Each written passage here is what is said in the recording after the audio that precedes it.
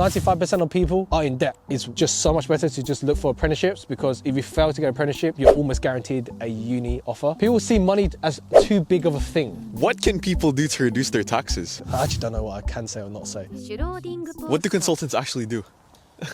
I feel like I always hear consultancy, but nobody actually knows what they do. And they always speak in abstracts. I think that's the art of it. You have to speak in abstract. There is no one answer, but I think what makes you a consultant is someone that solves a business problem, which technically makes you a business owner. Hence, I went into consultancy to learn that trait.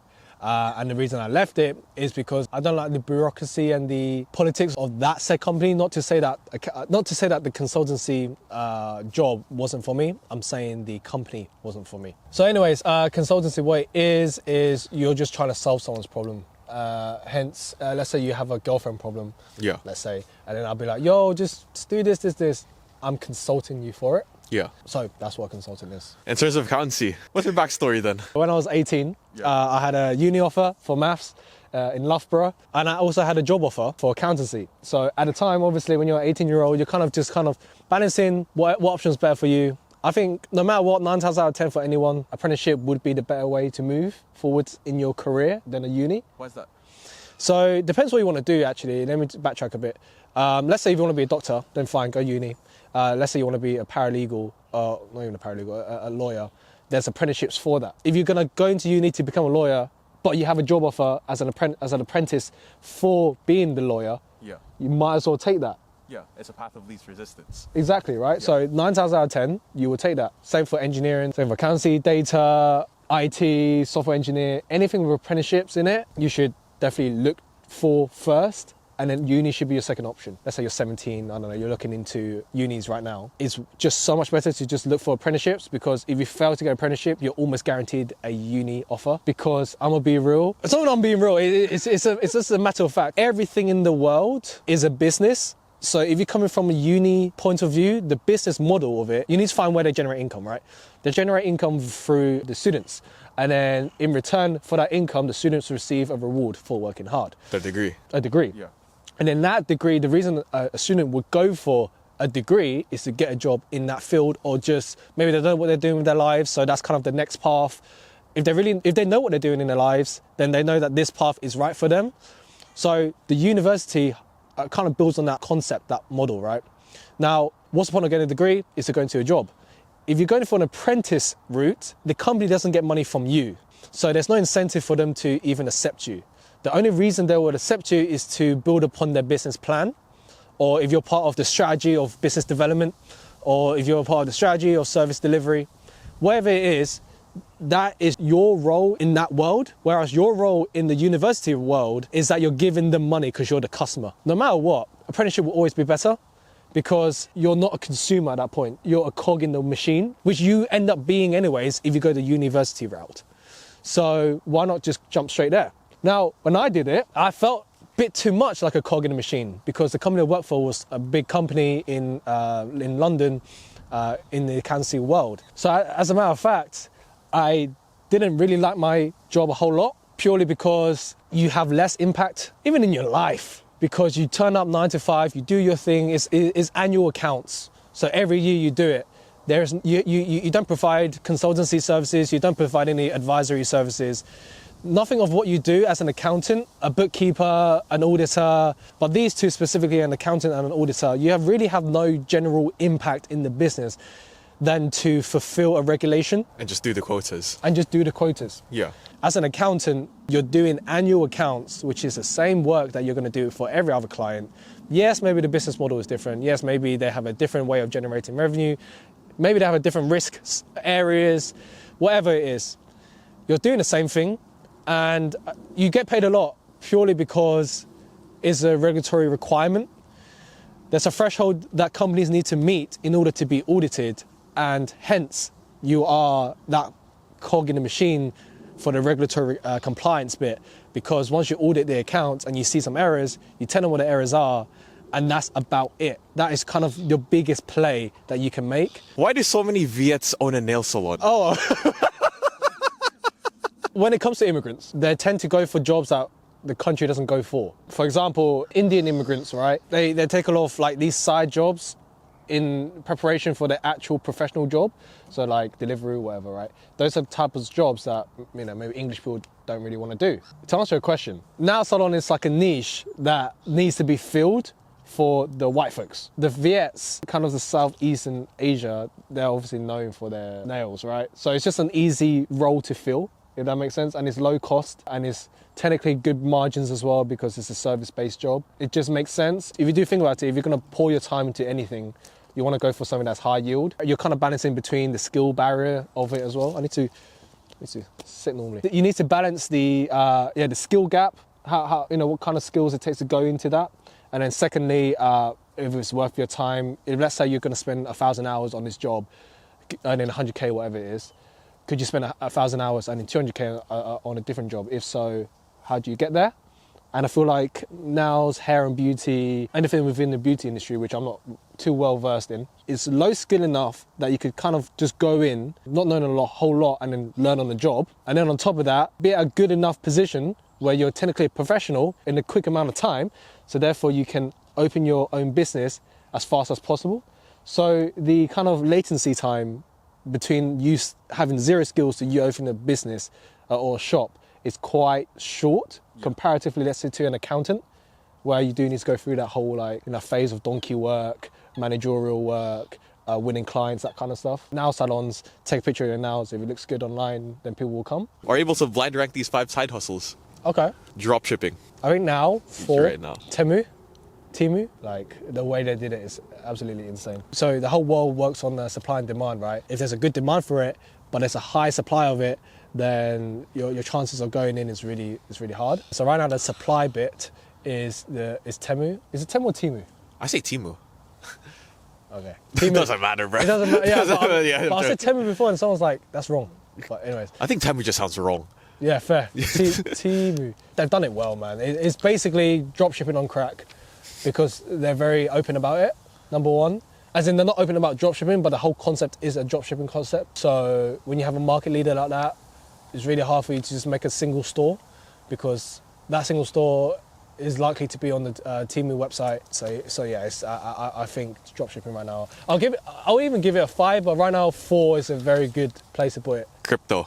Okay, well, if the market is up, you're always going to make money, right? I'll give it a 3, just because you can trade off trends, you can trade off candles, and it's a volatile market, higher volume market, so there'll always be activity. The risk is higher in it versus drop shipping, but if you're going to spend money anyways, if you have enough to lose, you might as well go into crypto, I think. So 3 is a good place to put it. A part-time job. How many hours? 20. Yeah, I'll give it a 2. It's steady income, low risk. If you know how to funnel the money elsewhere, then that could even be a 1, I'm gonna be honest with you. Just because when it comes to side hustles, crypto is high risk, high reward. Dropshipping is low risk, low reward. A part-time job is low risk or a reward. Music. I think that's a 5. Why is that? It's just so hard. I don't know what makes a music good. Doesn't make sense. If I don't know what makes something a reward, obviously you know good music when you listen to it, but you don't really know how to make that. I don't, at least. And there's so much competition out there. I think it's a 5 out of all of them. If it's a passion, then a 1. If it's a passion project, passion life is a 1. But if it's something to purposely make money, it's a 5. How about scamming? Oh, you left me no choice, man. You left me no choice. I got back my words.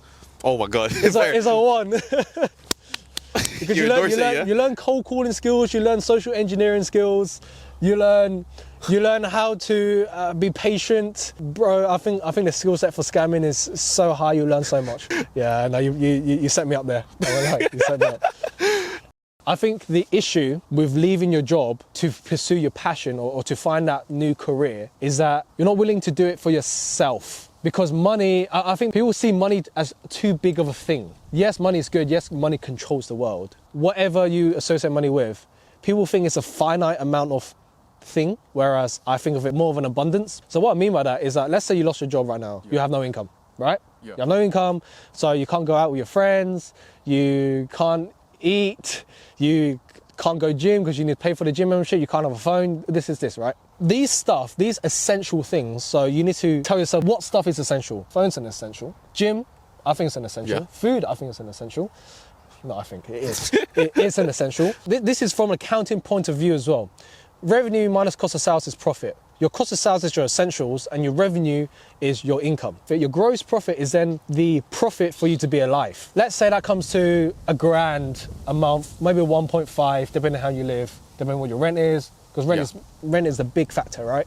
Let's say it's 1.5. Now, how long are you willing to take to pursue your next career, your career switch? Well, it will take you 12 months, right? Then times that by 12. Have that in your savings. The reason it's just so straightforward, by the way. Have that amount of savings, pursue that career for the next 12 months. If it fails, go back to your old career. If you want to try again, save up that amount of money again, then fucking leave your job again, and then pursue that career again for the next 12 months. Because the second time you do it, you've now got 24 months under your belt. But anyways, the reason people don't see that way is because money is finite. In other words, if I save, let's do 15,000, £15,000. Let's say I save £15,000. That money is gone. After 12 months, that money is gone, which is true. It's true.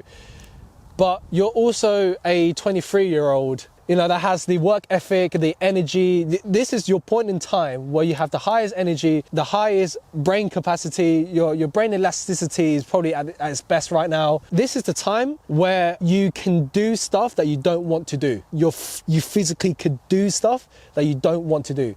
When you become 30 or 40, right, you can still do stuff that you don't want to do. Let's say looking after kids, but that is where all your willpower will be going towards, the kids. Whereas right now, your willpower is literally in reserves right now. And your goal is to use it every single day. That is the way that you could view money from an infinite perspective. Because if you were to make money every single day, if you were to use your willpower to make money every single day, then is it really finite? Yeah, if you can just keep making it. Right, if you could just keep making it. Now, don't get me wrong, people go into debt. That's when money becomes finite. Because your income needs to now cover the debt. Your debt becomes your mandatory, becomes your cost of sales, becomes your essential. And you're going to be surprised, but a lot of people are in debt. And maybe 95% of people are in debt. When you're in debt, that's when it becomes a real problem to career switch. Because again, your mandatory expense goes up. So you need to save more to then cover that 12 months. And therefore, when you finish all your savings in 12 months, that's if you finish it. If you were to put in willpower, motivation, whatever your source of work ethic comes from, if you pour it in every single day, 5 days a week, nothing crazy, I'll be surprised if you can't achieve what you want to achieve in 12 months. That's 52 weeks.